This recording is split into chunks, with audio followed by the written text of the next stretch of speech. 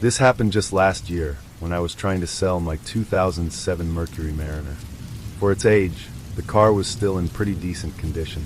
Sure, it had racked up a lot of miles over the years, but overall, it ran smoothly and I'd taken care of it. It wasn't fancy, but it was reliable, perfect for someone looking for an affordable vehicle. Since I'd had decent luck buying cars off Craigslist before, I figured it was worth listing the Mariner there as well. I snapped several photos of it in the parking lot outside my apartment building and created a simple ad with all the details. The next day passed with no bites, but by the second day, I finally got a response. It was a text from a guy who introduced himself as Derek. He seemed eager and confident, saying he wanted to buy the car. I was asking a fair price, so I wasn't surprised at his interest. I gave him the address to my apartment complex so he could come check it out. Now, I live in a pretty big apartment complex, multiple buildings, lots of units, so I didn't think twice about sharing the address. My car was parked out front in the lot, and there was no way for Derek to know exactly which apartment was mine. We arranged to meet the next evening after he got off work, around 9 p.m. I agreed, spent some time cleaning out the car, and made sure it looked presentable for the potential sale. The next night, I headed down to the lot a few minutes early. Derek showed up not long after, pulling into a space nearby. He was a big guy, probably about 6 feet tall, heavily built, with tattoos running down both arms. We exchanged quick introductions, and I showed him around the Mariner. He took his time checking it over, looking at the interior, popping the hood, the usual stuff. After a few minutes, he asked if he could take it for a test drive. I agreed, and we headed out, with him behind the wheel and me riding shotgun. He drove the car around the block, down a few nearby streets. Along the way, he mentioned that he liked how it handled, and that everything seemed fine. At that point, I was starting to think this would be an easy sale. We eventually made our way back to my apartment complex, and he parked the car back where it had been. But then, just as we stepped out of the car, his attitude changed. Instead of talking numbers or making an offer, Derek suddenly said he'd think about it. I was a little disappointed. I thought for sure he was going to buy it, but I just nodded and told him to let me know if he was still interested. But that's when things got weird. Out of nowhere, Derek asked if he could use my bathroom real quick. His tone was casual, like it was no big deal, but the request immediately set off alarm bells in my head. I barely knew this guy. Why did he think it was okay to come into my apartment? I politely but firmly told him no, that it wasn't a good time. I started walking away toward my building, keeping an eye on him. He lingered by the car for a moment, still standing there, and I got the uneasy feeling that he might try to follow me. Luckily, my building had both a front and side entrance. Rather than heading toward the side door, which was closer to him, I made my way to the front. As I walked, I kept glancing back over my shoulder, half expecting him to be trailing behind me. But when I checked, he was nowhere in sight. Feeling a little better, I entered the building, walked down the hallway, and stepped into the elevator.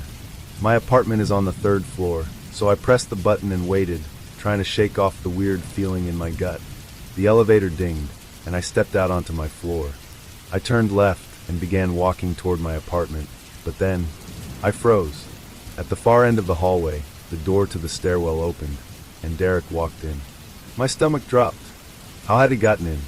Why was he here? It didn't take long for those questions to fade, replaced by pure fear as Derek spotted me and started walking toward me, then running. I turned on my heel and sprinted in the opposite direction, racing down the hall toward the other stairwell at the end. I burst through the door and bolted down the stairs, my heart pounding in my ears. Behind me, I could hear Derek enter the stairwell, heavy footsteps echoing as he chased after me. I flew down the stairs as fast as I could, bursting into the underground parking garage beneath the building. I sprinted across the garage, weaving between parked cars, desperately trying to put distance between us. When I reached the far side, I found the stairs leading back to the ground level and took them 2 at a time. I could still hear Derek in the garage behind me, but I had gained some ground. I reached the side exit door, shoved it open, and ran outside into the cool night air. Without looking back, I raced across the lot to my Mariner, jumped inside, and locked the doors. My hands were shaking as I started the car and peeled out of the parking lot. I called the police while driving, explaining what had happened and describing Derek. I circled the nearby streets for a few minutes, trying to stay calm. Eventually, I returned to my complex, keeping my distance as I watched the parking lot. Derek's car was still there, but he was nowhere in sight. Within a few minutes, the police arrived. I stayed safely in my car as they went into the building to investigate. Turns out, Derek wasn't interested in buying my car at all. The police caught him attempting to break into another apartment inside the complex. I guess his plan all along had been to use the car sale as a setup, to gain access to someone's apartment, maybe even mine. I was lucky I trusted my gut and didn't let him inside. Who knows what could have happened otherwise? Before we proceed, let us know in the comments where you're from. Also, please don't forget to like this video and subscribe to this channel. We want you to be a part of our small community. Let's continue. A while back, I decided it was finally time to part ways with my old Jeep. I had just bought a new car and didn't have much use for the Jeep anymore. It still ran great, no real issues, solid condition, so I figured it wouldn't be too hard to sell. I turned to Craigslist like I had many times before. I'd bought and sold plenty of things there over the years and had mostly good experiences, so I wasn't too worried. I snapped a few decent pictures, wrote up the listing, and set a price that, in hindsight, was probably a little too ambitious. The first few responses I got were from people trying to lowball me. The typical, "Will you take half your asking price?" messages. But eventually, someone serious reached out. A man named Gary texted me saying he was interested and wanted to take a look at the Jeep. We agreed to meet at a nearby grocery store. It was only a few minutes from my house, had a huge parking lot, and the back section was usually empty. Seemed like the safest, most convenient option. When the time came, I drove over and parked near the back of the lot. A few minutes later, I spotted an old, beat-up sedan pulling in and parking a few spaces away. The man who got out walked over and introduced himself as Gary. He looked completely average, plain clothes, mid-30s. Nothing about him stood out as odd. We exchanged a quick handshake, and I told him a bit about the Jeep, the mileage, the condition, basic stuff. He walked around it, checking it out, but I noticed he didn't seem all that interested. He barely looked under the hood or asked any questions. Instead, he quickly asked if he could take it for a test drive. I told him that was fine, but I'd be coming along for the ride. We got in, him in the driver's seat, me in the passenger, and he pulled out of the lot. The area around the grocery store is mostly residential, with some stretches of open land and trees, so the roads weren't too busy. He drove north for a while, and everything seemed normal, until he suddenly took a sharp left onto a narrow dirt road. It caught me completely off guard. The paved road had ended, and now we were bumping along a rough, unmarked path. On one side, there was a wide, empty field stretching out, and on the other, a dense patch of woods. I asked him if he knew where he was going, trying to keep my voice calm, but he didn't answer. He just kept driving a little farther down the dirt road, then abruptly pulled over and stopped the car. The man got out without saying a word and started walking toward the woods. I called after him, confused and increasingly nervous, but instead of responding, he just picked up his pace, disappearing into the trees. I sat there for a moment, stunned. The whole situation felt surreal. Why would he walk off like that? It didn't make sense. The uneasy feeling in my gut grew stronger by the second. I quickly reached over, locked all the doors, and sat there waiting. I tried calling his phone, but the call was immediately declined. That was the final straw. I was officially creeped out. I grabbed my keys, turned the Jeep around, and drove straight back to the grocery store parking lot, only a couple of minutes away. When I got there, the old sedan Gary had arrived in was gone. I called the police and explained everything. They took down the details, but there wasn't much else to do. To this day, I still have no explanation for what happened. Who was that guy? Why did he lead me down that dirt road? What was waiting in those woods? I guess I'll never know, but I've been a lot more cautious about meeting strangers from Craigslist ever since.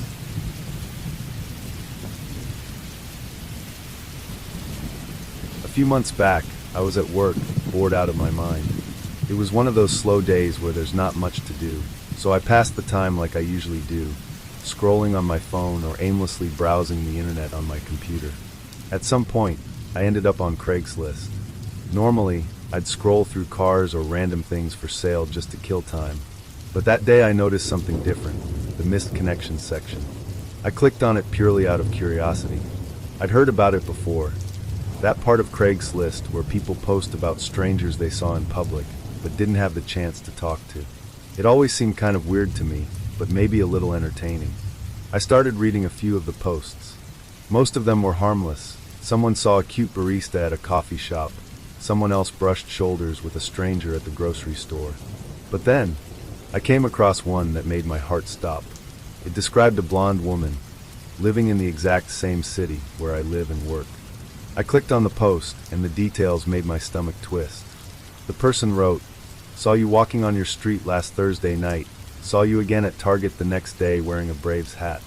Hope we can meet sometime." Immediately, alarm bells went off in my head. Not only had I gone for a walk in my neighborhood that Thursday night, but I had been at Target the next day, and I had been wearing my Braves hat. There was no doubt in my mind that this person was talking about me. My first instinct was that it had to be some kind of coincidence, maybe someone from the neighborhood. But the more I thought about it, the more unsettling it felt. The fact that they had seen me in two completely different places, it didn't feel random. It felt like I was being watched. I decided not to respond to the post. Instead, I finished up my workday and went home. I lived alone in a small house on a fairly busy street. Nothing too secluded, but suddenly it didn't feel so safe. Later that evening, my best friend Avery came over. We hung out a lot after work, and I figured I'd tell her about what I saw. She agreed it was creepy, but when I pulled up the Craigslist site to show her the post, something made my blood run cold. There was a new post, another one titled "Blonde Woman in My City, Part 2. It had been posted less than an hour ago. This time it read, "Saw you leaving work today. Hope you see one of these and get back to me." Avery and I looked at each other in shock. There was no denying it now. This person wasn't just some random from the neighborhood. They were watching me, following me. We ran to the windows and peered outside, scanning the street, half expecting to see someone lurking nearby. But everything looked normal, no unfamiliar cars, no one suspicious in sight. Still, I couldn't shake the paranoia. My workplace had a huge parking lot full of cars. It would have been easy for someone to sit there unnoticed, watching. For the next few days, I kept a close eye on Craigslist and my surroundings. No new posts appeared, and I didn't notice anyone following me. For a brief moment, I thought maybe it was over, until I got home from work one evening. As I moved from my kitchen to the living room, I noticed a car parked along the street, just slightly in front of my house. Curious, I walked to the window and took a closer look. It wasn't a car I recognized. Before I could inspect it further, the car slowly pulled away, disappearing down the street. The next day, as I was driving home from work, I spotted the same car behind me. I tried to brush it off at first, but the uneasy feeling only grew when the car turned at the next 3 turns I made, each one following me precisely. Right before the final turn onto my street, the car turned off in another direction. I made it home safely, but the fear gnawed at me. I couldn't take it anymore. That night, I finally responded to one of the Craigslist posts. I kept it short but direct, asking them why they were following me, and to please leave me alone. I spent the rest of the evening feeling on edge, refreshing my inbox every hour, hoping for a response, or at the very least, silence. By 9 p.m., I checked again. Nothing. I closed my laptop, trying to shake it off, and walked into the living room. That's when I saw it. The same car, parked in front of my house, in the exact same spot as before. My pulse spiked as I crept closer to the window for a better look. The car appeared empty, but before I could process that, movement caught my eye in the yard. To the right, near the edge of my driveway, a man was walking toward my front door. Panic took over. I bolted from the window, grabbed my phone, and called the police. As I fumbled with the phone, I heard the sound of my front door handle rattling. He was trying to open it. Then a loud knock. I sprinted into my bedroom, slammed the door shut, and locked it, whispering frantically to the 911 operator as I explained what was happening. I stayed in my room, heart racing, trying not to listen to what might be happening outside. The minutes crawled by in silence. Finally, after what felt like forever, I heard voices outside. The police had arrived. The unbelievable part? The man was still there. The officers found him in my backyard. attempting to pry open one of the windows.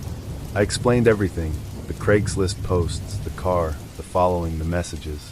It turned out this man had been stalking me for a while, watching me at work, at home, posting on Craigslist, trying to lure me into responding.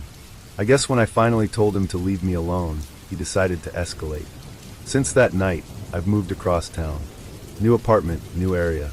I've also completely stayed off Craigslist, and I plan to keep it that way.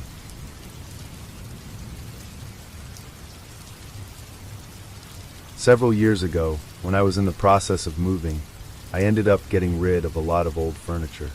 The house I had been living in was just a rental, a one-story place with a basement, 2 bedrooms, and 2 bathrooms.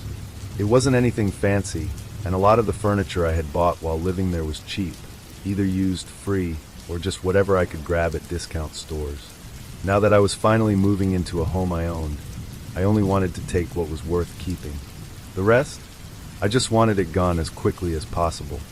I managed to sell a few decent pieces, but for the stuff that was still lying around, like an old dresser, a couple of worn-out lamps, a table, and some chairs, I figured I'd just list it on Craigslist for free. I wasn't looking to make money off it. I just didn't want to deal with hauling it away. After posting the ad, a couple of days went by without much interest.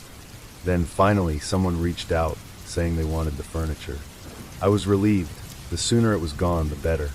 The person asked for my address, and I gave it to them. I mentioned that they'd probably need a truck or a larger vehicle to haul everything. They responded saying they had that covered, and we agreed they'd stop by the next afternoon. At that point, I was still living in the rental, but most of the unnecessary stuff was already gone. The furniture I was giving away was stacked near the front door, ready to be taken. The next day, around 3 p.m., I got a text from the person saying they had arrived. That's when I realized I didn't even know their name or what they looked like. I walked over to the window to check things out. Outside, I saw a younger, skinny guy with long blonde hair getting out of an old, beat-up 2-door sedan, probably from the 90s. Right away, something felt off. His car was way too small for the amount of furniture he was supposed to be picking up. I started to get this uneasy feeling. Was he going to ask me to help haul it somewhere? Or worse, did he have some other plan altogether? The man approached the door and knocked. I opened it, doing my best to stay calm and polite. He introduced himself as Dave. There was something about him that seemed off. I couldn't put my finger on it, but his energy wasn't right. Still, I invited him inside and showed him the furniture by the door, telling him he could take whatever he wanted and be on his way. But instead of walking over to the furniture, Dave walked right past it, deeper into my house. I barely heard him mutter something that sounded like, "1 second," but he didn't offer any explanation. Confused and now feeling seriously unsettled, I watched as he disappeared toward the back of the house. For a few moments, I just stood there, frozen in disbelief. Why was he wandering into my house? What was he doing? Finally, I shook it off and decided to follow him. I walked toward the kitchen at the back of the house and immediately noticed the basement door was wide open. I called out, asking if Dave was down there. No response. Against my better judgment, I cautiously made my way down the basement stairs, flipping on a few lights along the way. The lighting down there wasn't great, and there were old boxes and random junk scattered around. Plenty of places for someone to hide.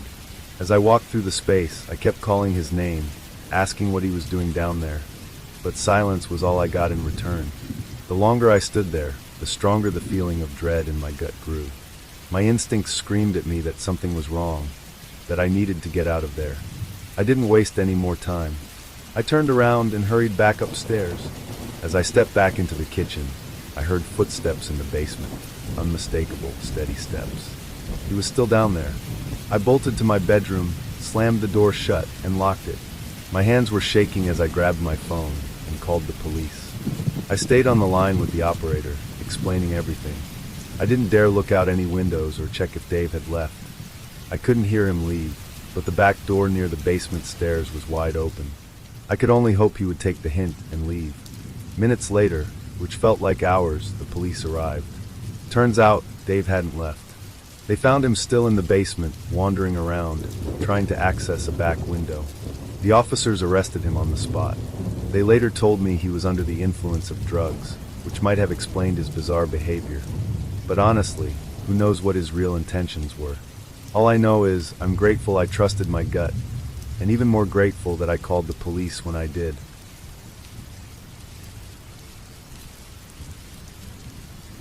In the fall of 2018, I took a trip down to Southern California to help my sister move into a new apartment. She was relocating just a few miles from her old place, but the new apartment was bigger, nicer, and in a great area. After we finished hauling all her stuff over, I decided to stick around for a few extra days, enjoy the weather, explore the area, and maybe do some sightseeing. Since her new place was bigger, she needed extra furniture to fill it out. Naturally, she turned to Craigslist.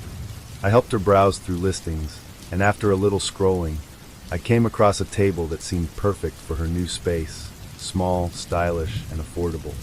I showed it to my sister, and she agreed it would be a great fit. The seller's name was Brian, and through our text exchanges, he came across as friendly and normal. He mentioned he lived with his wife and sounded completely harmless. The plan was to pick up the table the next day. Unfortunately, my sister had to work that day, so she gave me the cash, and I offered to go pick it up for her. I arrived at Brian's house right at 6 p.m., the time we had agreed on. He lived in a quiet little neighborhood filled with older homes that had a lot of character. The houses were close together, and many had unique fences, gardens, or hedges. Brian's house was tucked away at the end of the street, surrounded by tall, dense bushes that wrapped around the yard like a natural fence. It actually looked pretty cool, private, but not overly isolated. I texted him to let him know I was there, and he quickly replied, saying he had the table set up in the garage and that I could just walk right up and meet him there. I got out of my car and headed toward the driveway. It sloped downhill slightly and curved toward the back of the house where the garage was located. The setup was unusual. The garage sat almost behind the house, partially hidden from the street. As I rounded the corner, I saw that the garage door was already open. It was a two-car garage, dimly lit, with the usual clutter, paint cans, spare tires, storage bins lining the edges. But no cars.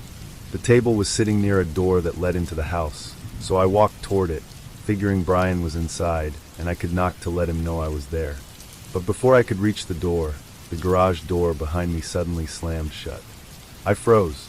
A second later, all the lights in the garage clicked off, plunging me into complete darkness. Instantly, my stomach dropped. The bad feeling hit me like a brick. I knew something was wrong. I turned back toward the door leading into the house, feeling for the handle, but it was locked. I pulled out my phone to text Brian, demanding to know what was going on, but the message wouldn't send. I tried again, and that's when I saw it. I had been blocked. My hands started shaking as I opened my flashlight app and scanned the garage. I knew I had to get out of there. I fumbled along the walls, feeling for a release mechanism or handle on the garage door, but there wasn't one I could find. I banged on the door with my fists, kicked it hard, hoping someone nearby would hear me. That's when the door to the house creaked open behind me. I whipped around to see a figure step into the garage. The faint, dim light from inside the house barely spilled into the space, leaving the person's features mostly hidden. But I could hear them, slow, deliberate footsteps, coming straight toward me. I aimed my phone's flashlight in their direction, but they were still too far to make out clearly. I could hear them walking along the perimeter of the garage, the sound of their shoes scraping against the concrete floor. Panic overtook me as I looked around, desperate for another way out. That's when I spotted a small door tucked behind a stack of old wooden planks along the side wall. Without hesitating, I shoved the planks aside, even tossing one roughly in the figure's direction, though I don't think I hit them. I grabbed the door handle, praying it wasn't locked, and to my surprise, it opened. I didn't waste a second. I sprinted out into the night, bolting down the driveway toward my car. My hands were trembling as I fumbled for my keys, unlocked the door, and jumped inside. The moment I started the engine, I grabbed my phone and called the police. When the officers arrived, I led them back to the house, expecting to confront Brian, or whatever his real name was. But when we got there, he was gone. The police investigated and quickly discovered the disturbing truth. The house didn't even belong to him. The real homeowner was out of town, and someone had broken into the property to stage a fake Craigslist sale. To this day, I have no idea what would have happened to me if I hadn't found that side door. but I know for certain, I was never supposed to leave that garage, and I've never used Craigslist the same way again.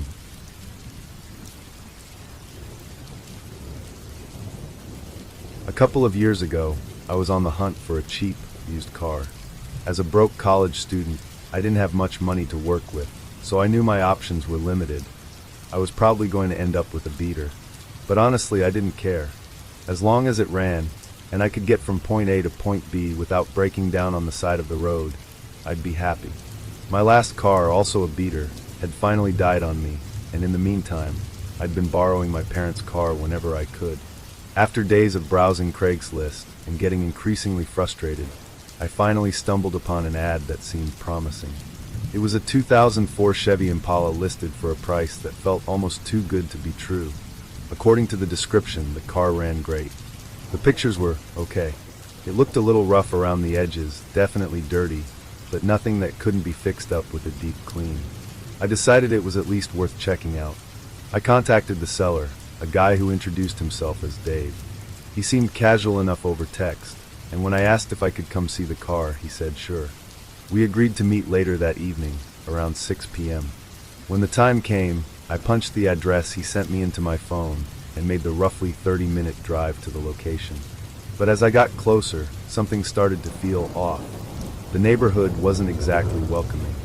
It looked run down, the kind of area where most of the houses had peeling paint, overgrown yards, and rusty cars sitting in driveways that hadn't moved in years.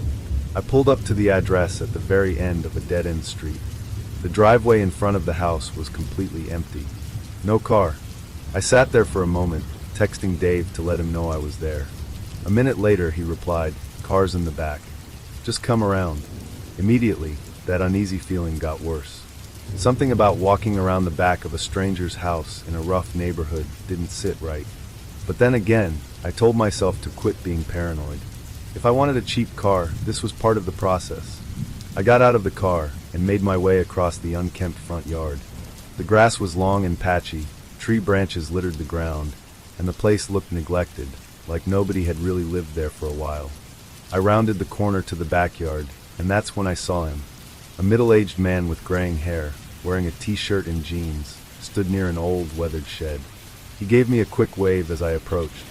The car was there, parked awkwardly against the shed. But seeing it in person, I could tell immediately, it hadn't been driven in a long time. The tires were sunken, the body covered in dirt and leaves, and it looked far rougher than the photos had suggested. Dave didn't seem fazed. He smiled and said, "You're in luck. I was thinking of dropping the price anyway." He waved me over to the car and told me to get inside to see how it feels. As I walked closer to the driver's side, I noticed something odd. The back windows were completely covered from the inside with old, tattered blankets. They weren't tucked in properly either. Bits of the fabric stuck out the tops of the windows, fluttering slightly in the breeze. A bad feeling settled over me like a weight in my chest. As I reached for the driver's door handle, I swear I saw movement inside the car, from the back seat. I froze. Everything in me screamed that this wasn't right. I took a step back, and when I glanced at Dave, I saw the change in his expression. His eyes widened slightly, just for a moment, as if surprised that I'd noticed. Thinking fast, I forced a casual smile and asked him how many miles were on the car again, pretending to have forgotten. It bought me a few precious seconds. Dave hesitated for a second, then replied, "Just over 100,000. But I wasn't listening. I was slowly, steadily backing away, putting more distance between me, the car, and Dave. The farther I got, the more my confidence grew. And when I felt I had enough space, I turned and sprinted. I ran straight back to my car, jumped in, locked the doors, and took off down the street. To this day, I still believe that was a setup. I don't know for sure who was hiding in that back seat or what would have happened if I had gotten into that car. But I'm certain it wasn't just an innocent car sale. In the end, I did get a car, but not from Craigslist. And not from Dave.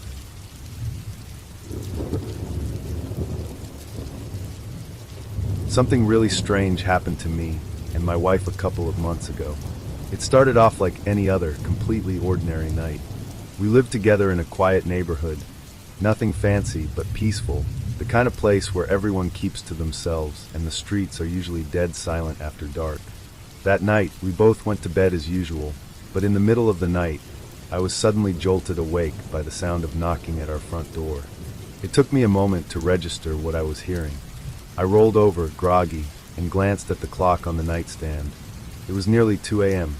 My wife stirred awake too, asking me what that noise was. A few seconds later, the knocking came again, louder this time. I got out of bed and told her to stay put. I'd go check it out. As I made my way to the front of the house, I couldn't shake the uneasiness building in my chest. Who would be at our door at this hour? It wasn't like we lived somewhere where that was normal. I cautiously approached the front window and peered outside. Standing there on our porch was a man I didn't recognize. He looked completely ordinary, maybe late 30s, plain clothes. Nothing particularly threatening about his appearance, but that somehow made it even stranger. Looking back, I realize I probably should have just ignored him and called the police, but in the moment, curiosity, and maybe a little stubbornness, got the better of me. I cracked open the front door and stepped outside, keeping the screen door between us. The man stood just a couple of feet away. "Who are you?" I asked, keeping my voice firm. "And what are you doing at my house at 2 in the morning?" The man looked slightly confused, but calm. He replied, "I'm here about the Craigslist ad." I blinked, completely thrown off. I don't even use Craigslist. I told him as much, but he just stood there, insisting he was there to buy a TV. Apparently, someone had been texting him about a TV for sale and gave him this address. I explained that he definitely had the wrong place. We didn't have a TV for sale, and I never posted anything online. But then, the man asked me if my name was Randy. It felt like the air left my lungs for a second. "That is my name." I was instantly on edge. Before I could say anything, the guy pulled out his phone and showed me the text messages. I read through them quickly. The conversation had my correct address, plain as day, and another message telling him to come by at 2 a.m. The whole thing didn't make any sense. It was unsettling, to say the least. I told him that whoever he was talking to definitely wasn't me. Somebody must have been pretending to be me, using my name and address for who knows what reason. The man seemed unsure for a moment, standing there awkwardly. And then casually, he asked if he could come inside anyway. My gut twisted. I told him absolutely not. Whatever scam or mix-up this was, I wasn't interested and he needed to leave. Without waiting for his response, I shut the door and locked it. I stood there by the window, watching to make sure he left, and thankfully, after a few seconds of hesitation, he walked back to his car and drove off. I went back to the bedroom and told my wife what happened. She was just as confused and creeped out as I was. Neither of us had any idea what to make of it. Since that night, nothing else weird has happened. But it still eats away at me sometimes, wondering who sent those texts and why they used my name and address. Who arranges a Craigslist sale for 2 a.m.? That alone is enough to raise red flags. Part of me thinks maybe the guy staged those texts himself. Maybe the whole TV story was just a way to see if I'd be gullible enough to open the door and let him inside. Maybe it was a setup for something worse. Thankfully, I didn't let him in, and thankfully, nothing else has happened. But I double-check the locks every night now, just in case.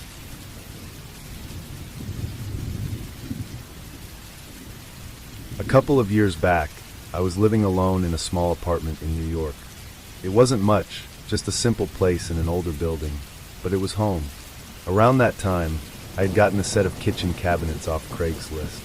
They were actually really nice, surprisingly good quality for the price.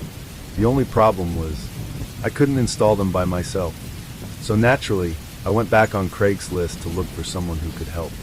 That's when I came across a listing from a guy named Jim. His rates were unbelievably low, almost suspiciously low, but I was trying to save money, and it seemed like a quick, easy job. I figured if he turned out to be sketchy, I'd just tell him never mind. I contacted him, explained the job, and he responded almost immediately saying he could do it.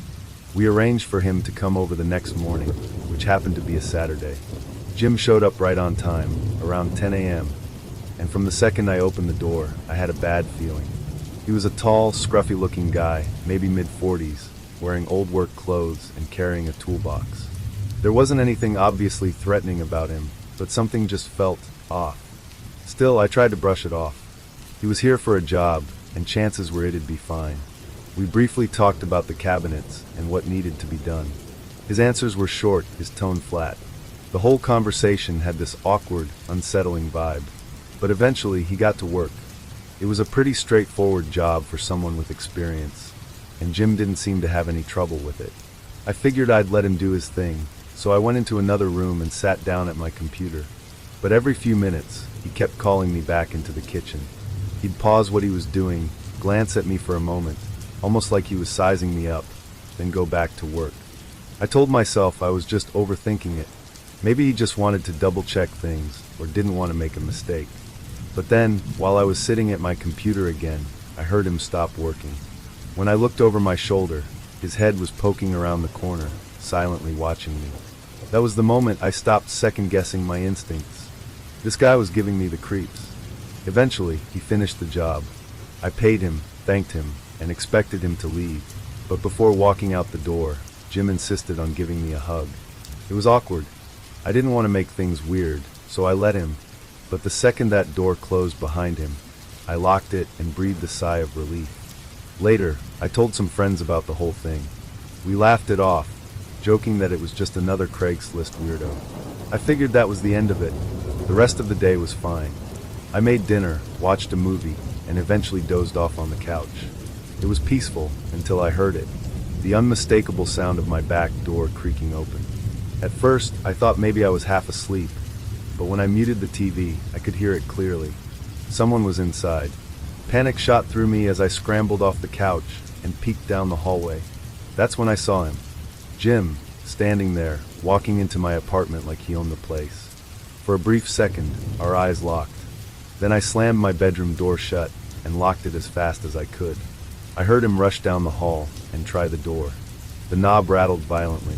I grabbed my phone off the nightstand and called 911, frantically explaining what was happening. The dispatcher told me to stay on the line until the police arrived. Meanwhile, Jim started pounding on the door hard. The frame shook with every hit, and for a terrifying moment, I thought it was going to break. Then silence. I barely had time to breathe before I heard him again, jiggling the handle, pounding harder than before. The door groaned under the pressure, and I genuinely thought it was going to come off the hinges. I considered climbing out the window or hiding in the closet, but before I could make a move, I heard sirens outside. Moments later, I heard voices shouting, "Police." Jim started yelling in the hallway, but I couldn't make out what he was saying. A minute later, everything went quiet. When I finally opened the door, there were officers in my apartment, and Jim was pinned to the floor in handcuffs. The police told me he had been trying to break into the back window after forcing the door. Turns out, he was under the influence of something, drugs, alcohol, maybe both. They arrested him on the spot. That was the last time I ever used Craigslist. And I always double-check the locks now, especially on the back door.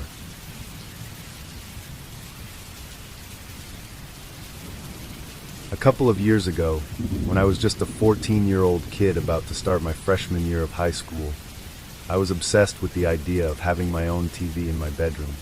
I begged my parents constantly, but the answer was always the same. They couldn't afford it, and besides, they said it wasn't good for me to spend all my time playing video games. Their solution? If I wanted a TV so badly, I'd have to figure out how to get one myself. The problem was, at 14, I couldn't legally get a job, and I had no money. I spent a while searching around for ways to earn cash, but everywhere I looked, you had to be at least 16. That's when I came up with another plan. I realized that people gave away all sorts of free stuff on Craigslist. Every night, I would secretly scroll through the free listings, looking for a working TV. I figured if something decent popped up, it would probably get claimed quickly, so I checked constantly. Weeks passed with no luck. The few listings I found either seemed super sketchy or were for broken TVs. Some were just way too far for me to get to on my bike. Finally, I found one that seemed perfect. It wasn't huge or brand new, but it was a good TV, good enough for me. I contacted the seller immediately. I was so excited I could barely sit still, but I didn't hear back that night. I was afraid someone else had already claimed it. But the next morning, I got a message. The seller said I could come pick it up that night if I wanted. I was thrilled. We lived in a really dense, busy part of town where you could bike just about anywhere. The address was only about 1.5 miles away. Without telling my parents, I hooked up a little wagon to the back of my bike so I could haul the TV home. I figured I'd use bungee cords to secure it, and once I got it home, my parents would probably just let me keep it. I'd seen my older sister pull something similar once. She brought home a pet hamster from a friend and asked our parents after the fact. They let her keep it. I was pretty sure I could pull off the same kind of move with the TV. So after sunset, I set out on my bike with the wagon rattling behind me. It only took about 15 minutes to get to the house. When I arrived, the place looked like any other house in the packed neighborhood. Nothing about it stood out. I parked my bike near the sidewalk and walked up to the front door. The door was already open. That struck me as a little weird, but I didn't want to be rude, so I stood outside and knocked. From somewhere deeper in the house, I heard a man's voice call out, "You here for the TV?" I called back, "Yeah." The man shouted that the TV had belonged to his son, and it was down in the basement. He told me to go ahead and grab it. It felt strange. I never saw him. He never came to the door or introduced himself. He just told me to let myself in. I hesitated, but I'd come all this way. I really wanted that TV. I stepped inside, immediately noticing the basement door was wide open, the stairs disappearing into darkness. The house was dead silent except for the faint creaking sounds as I carefully made my way down. The basement was unfinished and pitch black. None of the lights were on, and I couldn't even see where the TV was supposed to be. I pressed on, moving slowly, the wooden stairs groaning beneath my feet. As I neared the bottom, maybe 2/3 of the way down, I heard something that made me freeze in place. Footsteps. Fast. Someone was sprinting toward me from the far side of the basement. My heart practically stopped. A figure emerged from the shadows, running straight at me. I couldn't see his face clearly, but the way he charged at me, he looked unhinged. I spun around and bolted up the stairs, taking them 2 at a time. Just as I neared the top, I heard him pounding up the steps right behind me. I made it to the main floor, slammed the front door open, and sprinted to my bike. I didn't wait to see if he was following. I hopped on, yanked the handlebars around, and pedaled as hard as I could, wagon clattering behind me. I raced home, breathless and shaking. The wagon slowed me down, but luckily, nobody chased me. When I got back, I told my parents everything. I was sure I was about to get grounded, but instead, they were just relieved I was safe. They helped me find the original Craigslist listing and reported it immediately. I think they contacted the police too. After that, they made me promise to tell them anytime I found something online, and if I ever wanted to pick something up again, they would go with me. And eventually, not long after that terrifying night, I did get a TV. But I didn't get it from Craigslist.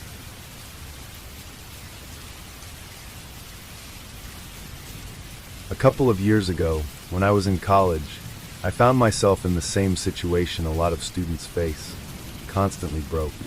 I had a campus job, but the hours were minimal, and the pay wasn't exactly anything to brag about. I couldn't really get a proper part-time job either because between homework, studying, and the general stress of college life, I barely had time for myself as it was. But during my junior year, I got desperate for some extra cash. One day, I decided to browse Craigslist, hoping to find some quick gigs that wouldn't interfere with my class schedule. I figured general labor jobs would be perfect. I was 21, in decent shape, and totally fine doing yard work or something similar if it meant fast money.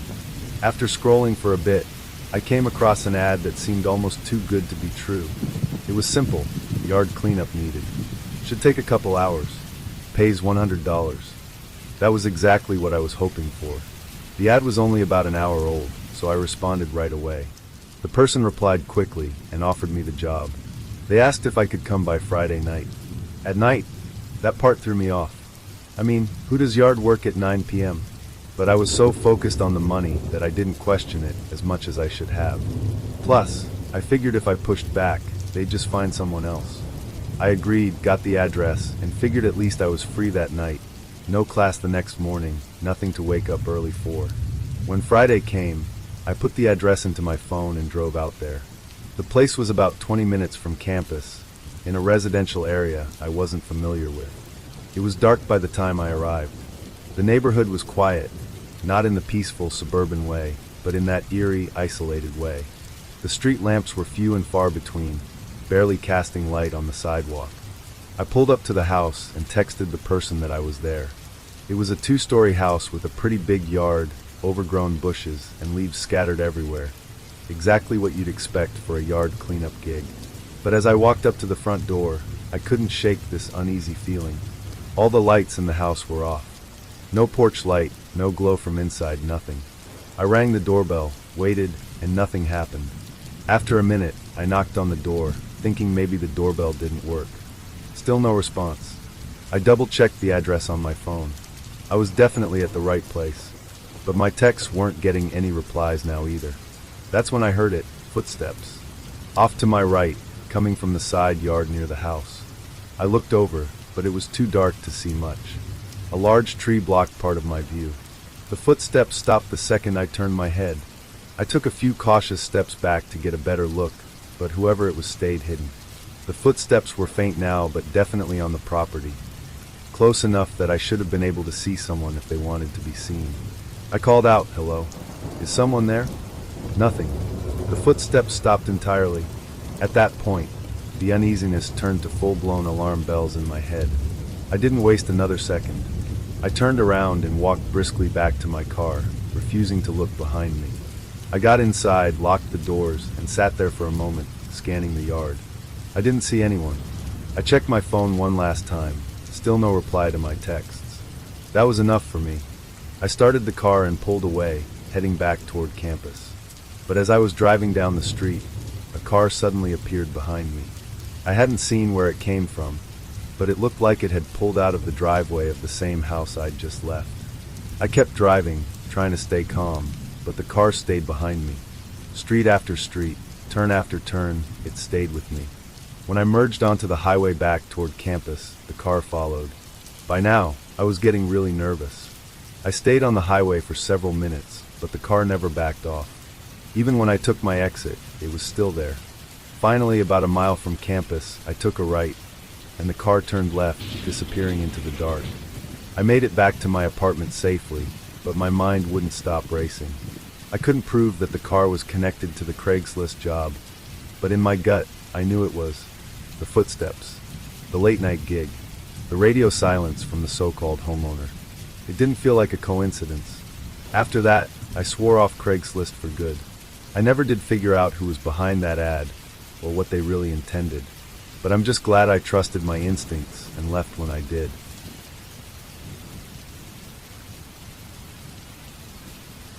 Last summer, I found myself needing a new lawnmower after mine completely broke down. Rather than spending a fortune at a store, I turned to Craigslist. I'd used it before and knew it was a good way to find cheaper options. For a few days, I scrolled through listings without much luck. Then, I came across one that honestly seemed almost too good to be true.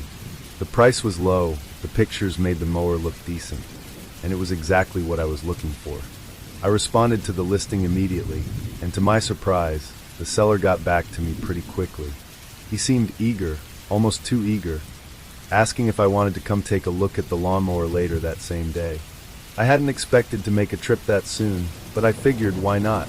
If it was legit, I didn't want to risk someone else grabbing the deal first. The seller sent me an address, and about an hour later, I was on my way. The drive was around 30 minutes, and by the time I got there, it was close to 7 p.m. The house was tucked away at the end of a cul-de-sac, a little isolated from the neighboring homes. The area seemed quiet, almost too quiet. I texted the guy to let him know I had arrived, and within about 30 seconds, a man came walking down the driveway toward my truck. He looked harmless enough, average build, probably in his 40s, wearing a t-shirt and jeans, smiling as he approached. I got out of my truck, shook his hand, and exchanged a few words. He told me the lawnmower was in his shed behind the house and motioned for me to follow him. As we walked, I realized the shed wasn't just behind the house. It was about 50 yards back, tucked behind some trees, practically at the edge of his property. The shed itself was small, weathered, and barely standing. It was also dark inside, no lights on. When we reached the shed, the man casually told me to go ahead inside and said he'd grab the light in a second. The moment I stepped through the door, I felt it, a hard shove from behind. I stumbled forward, caught off guard, and before I could turn around, I heard the door slam shut behind me. I scrambled to my feet, heart pounding, and rushed to the door. It was locked. I pulled out my phone to call the police, but of course, no signal. Instead, I switched on the flashlight app and looked around the shed. It was almost entirely empty. No lawnmower in sight. The only window had bars on it and was boarded up from the outside. That's when the full weight of what was happening hit me. I was trapped. I pounded on the walls, kicked at the door, but nothing worked. My shouts echoed into silence. No one was coming. I searched the small shed for anything I could use as a weapon. The best I could find was a long, splintered piece of wood. Not much, but better than nothing. The shed wasn't very big, maybe 15 by 20 feet at most. With nowhere else to go, I sat in the corner, gripping the piece of wood, mind racing with what I should do next. An hour passed. The longest, most nerve-wracking hour of my life. Then footsteps. They crunched through the grass, getting closer. I could hear the faint jingle of keys. I knew this was my chance. I crouched by the door, holding my makeshift weapon tight, heart threatening to explode out of my chest. The door creaked open, and the man stepped inside. Before he could react, I charged him, swinging the wood with every ounce of strength I had. It connected with his face, sending him stumbling backward. I didn't wait to see if he'd recover. I shoved past him and sprinted for the house. That's when I heard it, the deafening crack of a gunshot. Pure adrenaline kicked in. I ran even faster, heart pounding in my ears, reaching my truck and throwing the door open. I dove inside, slammed the door shut, and tore out of there, tires screeching as I sped down the cul-de-sac. It wasn't until I was halfway home that I could finally breathe. The realization that the guy had been armed chilled me to the core. If I'd hesitated for even a second, who knows what could have happened. I reported everything to the police when I got home, but by the time they arrived at the property, the man was long gone. Eventually, I did buy a lawnmower from Craigslist, but I was a whole lot more cautious after that.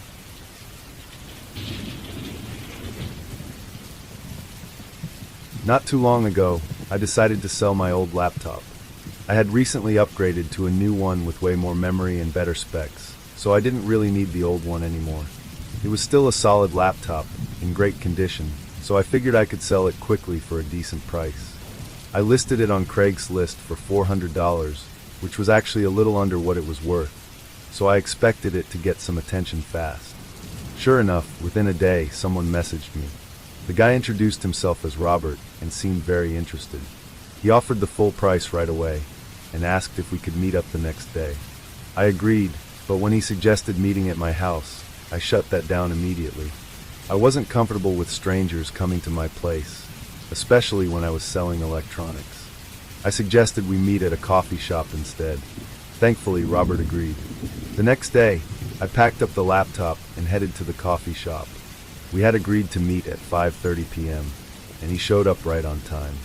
When I met him, he looked like an average guy, clean-cut, probably in his late 30s. Nothing about him seemed off at first glance. I showed him the laptop, powered it on for him, and let him inspect it. He looked it over, nodded along, and said he liked it. But then came the annoying part.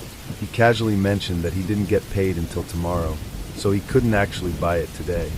I was frustrated. I had assumed this was going to be a quick, done deal. Now it was turning into another wait. But rather than arguing about it in public, I just said fine, we could meet again the next day. Truthfully, I didn't think he'd follow through. I even debated reposting the ad that night to save myself the time, but after some thought, I decided to give him the benefit of the doubt. I left the coffee shop and started the short drive home, only about 10 minutes away. But as I drove, I noticed something unsettling. The same car that had been parked in the lot when I left pulled out behind me. I wasn't sure if it was a coincidence at first, but as I made a few turns, the car stayed right behind me.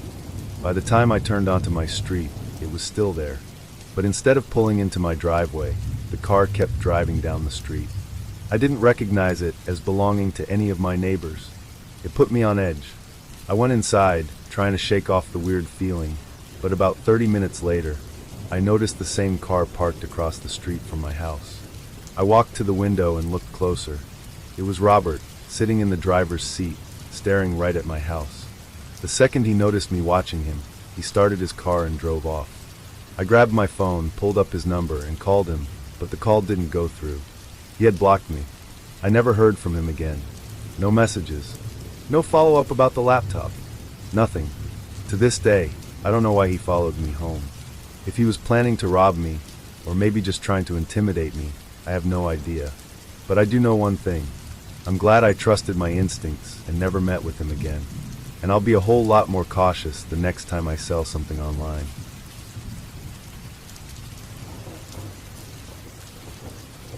Just last month, I decided it was finally time to get rid of my old TV along with the stand it was sitting on. I had recently upgraded to a new 65-inch flat screen that was now mounted neatly on the wall in our living room, and the old TV, which wasn't much smaller, had been collecting dust in the dining room ever since. My wife had been nagging me for weeks to get rid of it, and I kept saying I would. But secretly, I figured I could make a little cash off it instead of just giving it away. So, I listed the TV and the stand together on Craigslist for $300. For a few days, there was absolutely no interest. I won't lie, the price probably wasn't great for what I was offering. The TV was a bit outdated, and the stand wasn't exactly in pristine condition. I was getting ready to lower the price when finally, someone reached out. The guy said his name was Jason, and that he might be interested in buying it. He asked if he could come by and take a look. I told him I didn't want to waste my time unless he was serious. He replied that he was definitely interested, so I gave him my address, and we arranged to meet the next evening at 7 p.m. I live with my wife in a pretty standard 2-story house in a quiet neighborhood. Normally, I wouldn't give out my address so easily, but with a bulky item like a TV and stand, I wasn't about to haul it into my car and meet in some parking lot. The next evening rolled around, and by 7:30, Jason still hadn't shown up. I sent him a quick text asking if he was still coming, and he replied saying he was on his way. By the time he actually arrived, it was past 8 p.m., and it was already dark outside. As soon as I saw his car, I was immediately disappointed. He pulled up in a small 4-door hatchback. There was no way that TV or stand would fit in there. I watched as his car crept slowly down the street, but instead of parking in front of my house, he kept driving. For a second, I thought maybe it wasn't him, but then he parked further down the street, almost out of sight. That alone felt weird, but I tried not to overthink it. A minute later, Jason came walking up the driveway. He had his hood up, wearing a dark sweatshirt, and looked to be in his mid-20s. I met him at the front step and invited him inside to see the TV and stand. They weren't far from the door, so it wasn't like he needed to go wandering around the house. He stood there for a few moments, barely saying a word, just looking at the TV. Finally he spoke, said he wanted to buy it, but wouldn't have the money until Friday. I was irritated. Why come all this way if you can't even buy it tonight? I didn't argue, but I made it clear the conversation was over as I walked him toward the door. As we stepped outside, I asked him why he bothered coming if he wasn't ready to pay. He shrugged and said he just wanted to see it. We exchanged a brief, awkward goodbye, and I closed the door behind him. My wife had been upstairs in our bedroom the whole time. I flopped down on the couch in the living room and turned on our newer, mounted TV to unwind.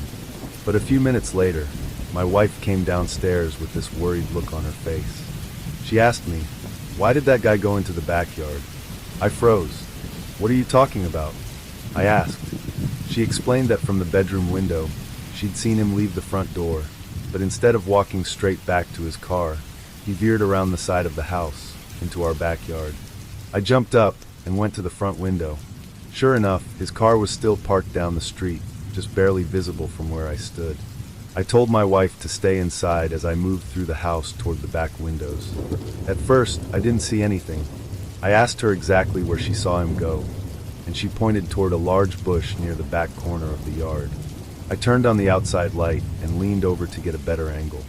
That's when I saw him, crouched down, partially hidden behind the bush, barely visible, but there. I slid the window open just enough and yelled, "If you don't leave right now, I'm calling the police." There was a pause, then he suddenly shot up and sprinted away from the bush. I ran to the front window just in time to see him running full speed down the street toward his car. He jumped in and sped off without looking back. After that, I pulled the Craigslist ad immediately and reported the incident to the police. I never heard from Jason again. Looking back, I regret giving him my address. It was a stupid risk, one I'll never make again. but I'm grateful my wife spotted him out back. Because honestly, I don't want to think about what could have happened if she hadn't.